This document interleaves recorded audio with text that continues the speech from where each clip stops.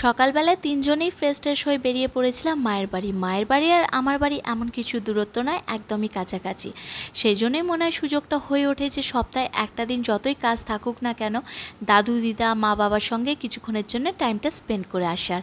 আর সে তো বাড়িতে চা কফি সপ্তাহে রেগুলারই খাওয়া হয়, একটা দিন যদি একটুখানি বাইরে খাওয়া হয় কোনো ক্ষতি নয়।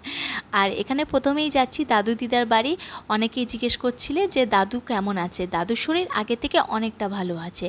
আর এই যে মন্দিরটা দেখতে পাচ্ছ, এটা হচ্ছে মা অভয়ের মন্দির, মানে মা দুর্গার পুজো হয় এখানে, 2 হাত মা দুর্গার পুজো হয়। এবার যাই দাদু দিদার সঙ্গে দেখা করে আসি। আর এই যে বাড়িটা আছে মাটির বাড়ি, এটা হচ্ছে আমার মায়ের ঠাকুমার বাড়ি। আর এই রইল আমার দাদু, গিয়ে দেখছি পুজো করছে। এখনও নিজের মনের জোরে নিজের সাহসে সব কাজ করতে পারছে, ভালো লাগে দেখতে। আর এই যে আমার দিদার আদর খাচ্ছে একজন। প্রথমেই আসতাম আগে আমরা দিদা দাদুর আদর খাবো, এখন আসে আমার ছেলে প্রথমেই এসে দিদা দাদুর আদর খেতে। কতটা ভালো লাগে না এই ছোট ছোট জিনিসগুলো রেখে দেওয়ার মতন।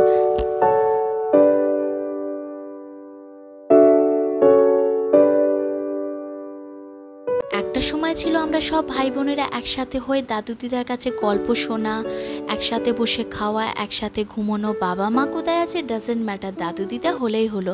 যেহেতু দাদু দিদার কাছে বায়না বা আবদারটা করতে পারবো, আর সেই কাজটাই করছে আমার ছেলে আমার দাদুর কাছে, যে আমাকে একটা খেলনা কিনে দাও।